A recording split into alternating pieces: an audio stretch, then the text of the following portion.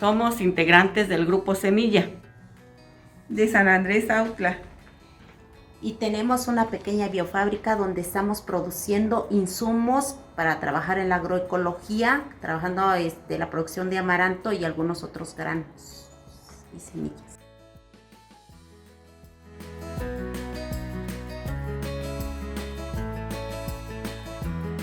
Empezamos a trabajar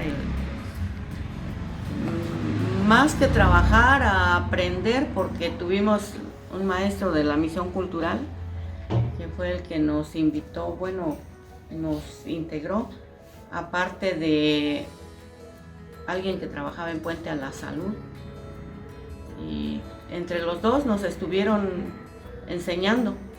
Íbamos al campo, sembrábamos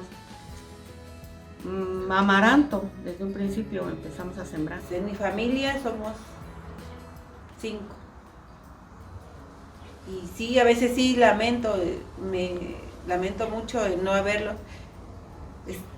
por la ignorancia a lo mejor de uno, porque querer que ellos vivan mejor. Pensé que el vivir mejor es tener una carrera, depender de un patrón de allí, de la ciudad, de un empresario. Un campesino no necesita Sky, no necesita teléfono, no necesita internet, no necesita una televisión, sino necesita nada más trabajar el campo y tener sus semillas. Al menos en lo personal, créanme que me ha costado mucho, porque cuando yo me integré con mis compañeras, fue primero el reto con mi esposo. No solo el estar acá, sino él también, él me decía que no era mi lugar el campo, que yo tenía mis hijos, mi casa, y que era suficiente con eso.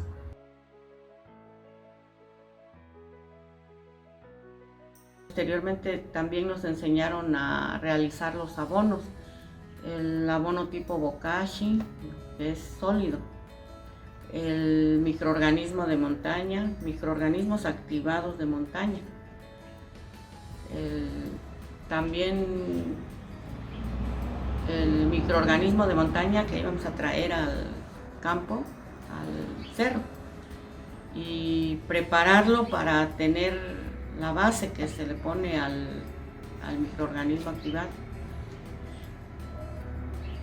Y también nos enseñaron a hacer caldos minerales como el caldo sulfocálcico, el caldo de vidrio, caldo ceniza, caldo bordelés, que todo eso nos ha servido para activar el campo, para activar el suelo y para nutrir nuestras plantas.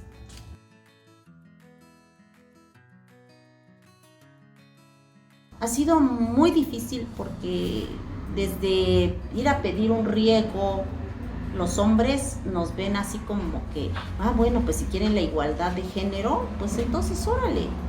Si es la igualdad, les vamos a dar, porque acá dan los riegos por turnos. Entonces nosotros teníamos que ir a pedir el agua. El día que nos tocara el agua, pues teníamos que estar atentas a que nos tocara y acarrear tubos.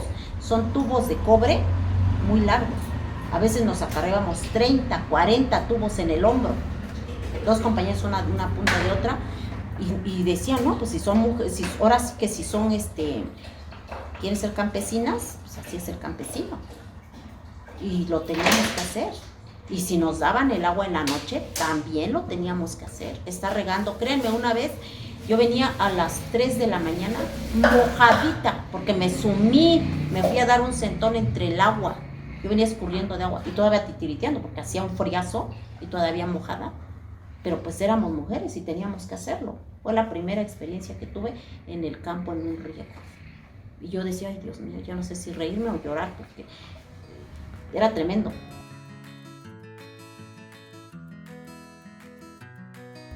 Pues yo pienso que sí es un logro bastante grande porque, pues como le decía, en primer lugar no trabajábamos el campo. No sabíamos preparar todo eso. No sabremos mucho, pero créanme que a mí me da mucha satisfacción cada que veo que hacemos un cultivo, cada que levantamos una cosecha. Veo cuando vi por primera vez unas mazorquitas, créanme que fue una emoción bien bonita y a lo mejor dije yo hasta me escuché ridícula, pero créanme que besé mis mazorcas.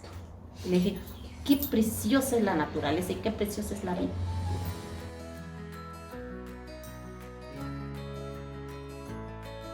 Como le decía, también el campesino acá ya se está perdiendo las semillas de colores, los frijoles, el ejote de milpa, el maíz negro, el maíz, se están perdiendo las semillas. ¿Por qué?